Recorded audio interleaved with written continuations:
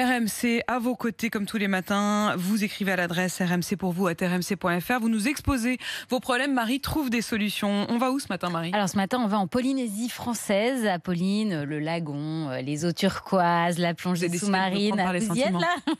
Bon c'est le voyage de noces qu'avait réservé Marie auprès d'une agence de voyage Leclerc Voyage. Alors c'est vraiment le voyage de sa vie. Elle doit partir dans quelques jours avec son mari. Le problème, c'est que la situation sanitaire là-bas est catastrophique. Tout est confiné, l'état d'urgence est prolongé. Il y a des cas de Covid, énormément de cas de Covid dans les hôpitaux et les touristes sont cantonnés dans leur hôtel. Pas le droit d'en sortir.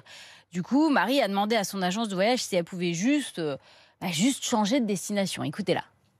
Je veux même pas être remboursée, j'aimerais juste changer de destination et prendre une destination où là-bas je suis libre de me déplacer où j'ai envie. Nous, on voulait la Polynésie française avec la cabane sur pilotis, le rêve de ma vie, on va dire, avec plusieurs îles.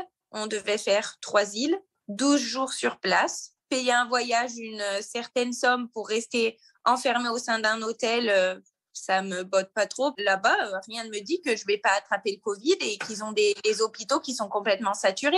Moi, je fais pas mon voyage de noces pour être enfermée dans un hôtel. Enfin, ça me fait pas rêver. Voilà, donc ça c'était hier matin, mais tout s'est réglé hier soir après notre intervention auprès de Leclerc Voyage.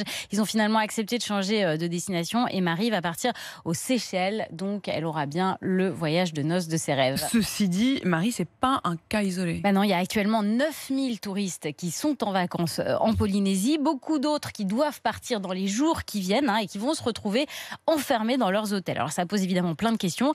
Est-ce qu'on doit continuer à laisser partir des touristes dans des zones confinées ? Est-ce que les tour opérateurs ne devraient pas systématiquement proposer des solutions alternatives ? Et puis, est-ce que le gouvernement ne devrait pas fermer les hôtels ou demander à ce que les hôtels soient fermés aux touristes, comme c'est le cas par exemple en Martinique ? Alors, j'ai contacté le ministère des Outre-mer qui m'a confirmé qu'effectivement, c'était un petit peu compliqué. En gros, en Polynésie, il y a un gouvernement local, donc les compétences sont partagées avec la métropole. Et ces autorités locales, elles n'ont pas du tout envie de fermer les hôtels, puisqu'on le sait, le tourisme, c'est la principale ressource financière de la Polynésie. Donc, on laisse les hôtels ouverts, quitte à avoir des touristes enfermés à l'intérieur, avec le risque aussi potentiel de créer de nouveaux clusters dans un territoire où les hôpitaux sont déjà débordés. Vos questions, vos alertes, vos problèmes à l'adresse rmcpourvous@rmc.fr et Marie la Malice trouvera forcément une solution. Je sens que je vais avoir un nouveau surnom tous les matins.